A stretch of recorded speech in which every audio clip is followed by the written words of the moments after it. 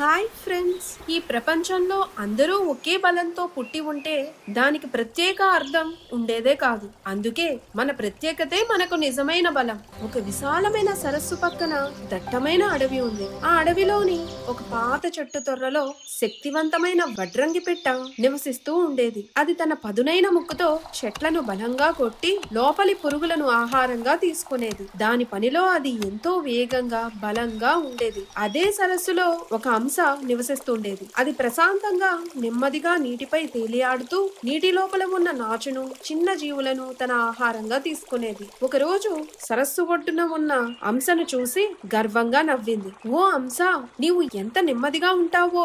నీకు గట్టిగా కొట్టే బలం లేదు, గాలిలో వేగంగా ఎగిరే వేగం కూడా లేదు. నువ్వు చాలా బలహీనురాలివి. నాలాగా ఈ చెక్కను పగలగొట్టగలవా అని ఎగతాళి చేసింది. దానికి హంస ఏమాత్రం కోపం తెచ్చుకోకుండా ప్రశాంతంగా ఇలా సమాధానం ఇచ్చింది. మిత్రమా, మన శక్తి మన లక్ష్యాన్ని బట్టి మారుతుంది. నీ పని గట్టి చెక్కను పగలగొట్టి ఆహారం సంపాదించడం. నా పని శాంతంగా ఈదుతూ లోతులో ఉన్న ఆహారాన్ని వెతకడం. నేను నీ అంత బలంగా కొట్టలేను, కానీ నీవు నాలాగా సరస్సు లోతుల్లోకి మునిగి గంటల తరబడి నీటిపై తేలియాడుతూ ఆహారాన్ని వెతకగలవా అని ప్రశ్నించింది. దానికి వడ్రంగి పిట్టకు సమాధానం చెప్పడానికి మాట రాలేదు.